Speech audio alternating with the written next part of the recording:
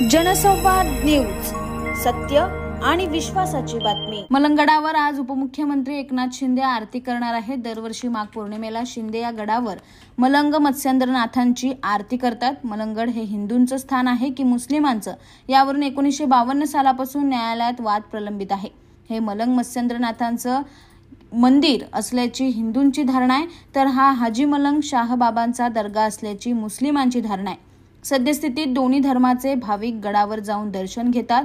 मात्र मलंगडाला मुक्ती मिळवून देण्याची घोषणा करत शिवसेनेचे तत्कालीन जिल्हा प्रमुख आनंद दिघे यांनी प्रत्येक माघ पौर्णिमेला मलंगडावर जाऊन आरती करण्यास सुरुवात केली।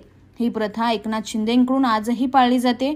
दरम्यान राम मंदिराचा 500 वर्षाचा प्रश्न सुटला तसा मलंगडाचाही प्रश्न सुटेल असा विश्वास कल्याण ग्रामीणचे शिवसेनेचे आमदार राजेश मोरे यांनी व्यक्त केलाय। हा वाद लवकर सुटेल। तुम्ही बघितलं असेल, देशाचा जो राम मंदिराचा प्रश्न होता तोही 500 वर्ष आपला सुटला नव्हता, पण मोदी साहेबांच्या माध्यमातून एक राम मंदिराचा प्रश्न सुटला। त्याचबरोबर आपण जे प्रतापगडावर जी आपली समाधी आहे अफजल खानाची अनधिकृत, तीही शासनाच्या माध्यमातून काढण्यात आली।